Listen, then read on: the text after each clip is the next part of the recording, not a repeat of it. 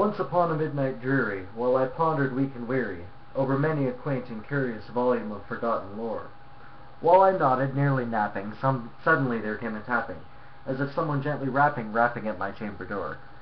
"'Tis some visitor," I muttered, tapping at my chamber door. "Only this, and nothing more." Ah, distinctly I remember, it was in the bleak December, and a dying ember wrought its ghost upon the floor. Eagerly I wished the morrow, vainly I had sought to borrow from my books a piece of sorrow, sorrow for the lost Lenore, for the rare and radiant maiden whom the angels name Lenore, nameless here, forevermore.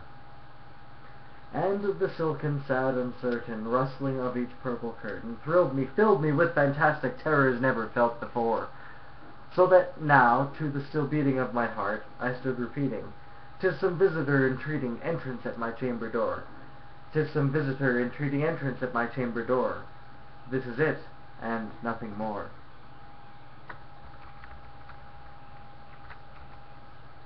Presently my soul grew stronger, hesitating then no longer. "Sir," said I, "Madame, truly your forgiveness I implore. But the fact is I was napping, and so gently you came rapping, and so faintly you came tapping, tapping on my chamber door, that I scarce was sure I heard you. Here I opened wide the door. Darkness here and nothing more." Deep into that darkness peering, long I stood there wondering, fearing, doubting, dreaming dreams no mortal dared to dream before. But the sickness was unbroken, and the darkness gave no token, and the only word there spoken was the whispered word, "Lenore!" Merely this, and nothing more. Back into the chamber turning, all my soul within me burning, soon again I heard the tapping somewhat louder than before. "Surely," said I, "surely that it is something at my window lattice. Let me see then what thereat is this mystery explore. Let my heart be still a moment, and this mystery explore. 'Tis the wind, and nothing more." Open here I flung the shutter, when with many flirt and flutter in there stepped a stately raven of the saintly days of yore. Not the least obeisance made he, not a minute stopped or stayed he, but with mine of lord or lady perched above my chamber door, perched above upon a bust of Pallas just above my chamber door, perched and sat and nothing more. Then this ebony bird beguiling my sad fancy into smiling, by the grave and stern decorum of the countenance it wore, "Though thy crest be shorn and shaven, thou," I said, "art sure no craven, ghastly grim and ancient raven, wandering from the nightly shore. Tell me what thy lordly name is on the night's Plutonian shore." Quoth the raven, "Nevermore." Much I marveled this ungainly fowl to hear discourse so plainly, though its answers little meaning, little relevancy bore. For we cannot help agreeing that no living human being ever yet was blessed with seeing bird above his chamber door, bird or beast above the sculptured bust above his chamber door, with such name as Nevermore. But the raven, sitting lonely on the placid bust, spoke only that one word, as if his soul in that one word he did outpour. Nothing further than he uttered, not a feather he fluttered, till I scarcely more than muttered, "Our friends have flown before, on the morrow he will leave me, and my hopes have flown before." And then the bird said, "Nevermore."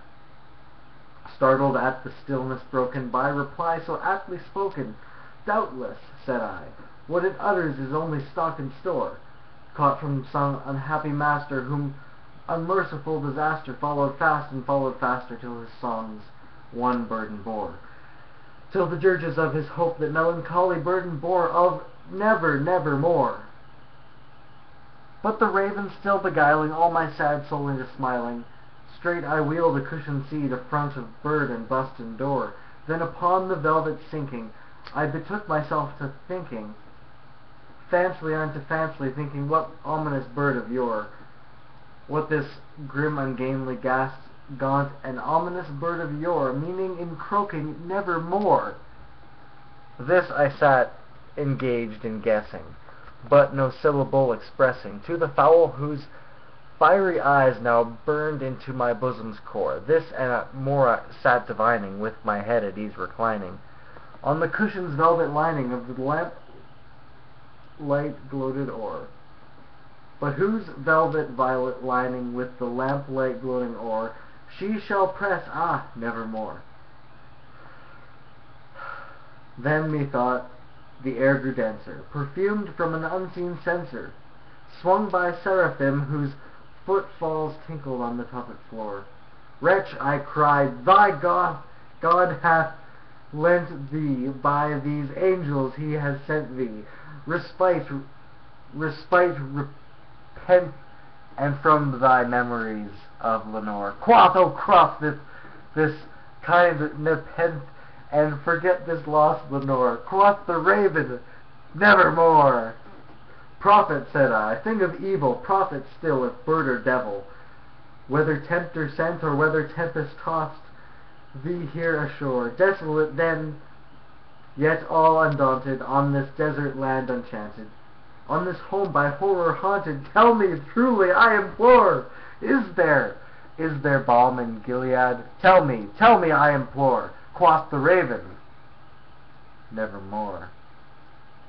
Prophet, said I, thing of evil, prophet still, if bird or devil by that heaven bends above us, by that God we both adore, tell this soul with sorrow laden, within the distant Aden, it shall clasp a sainted maiden, whom the angels name Lenore, clasp a rare and radiant maiden, whom the angels name Lenore. Quoth the raven, nevermore! By that word of sign parting, bird or fiend, I shrieked up starting, get thee back into the tempest of the night's Plutonian shore. Leave no black plume as a token of that lie thy soul hath spoken. Leave my loneliness unbroken. Quoth, quit the bust above my door. Take thy beak from out my heart, and take thy form from out my door. Quoth the raven, nevermore.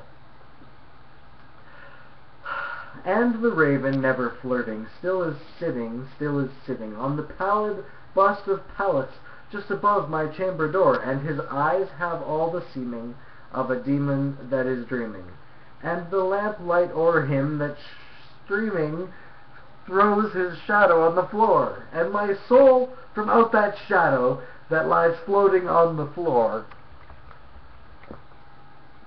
shall be lifted nevermore. Woo!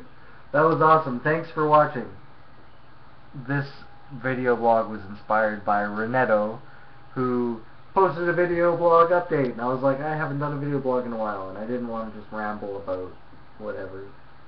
So there you go. There's the raven. Enjoy. Have a great time.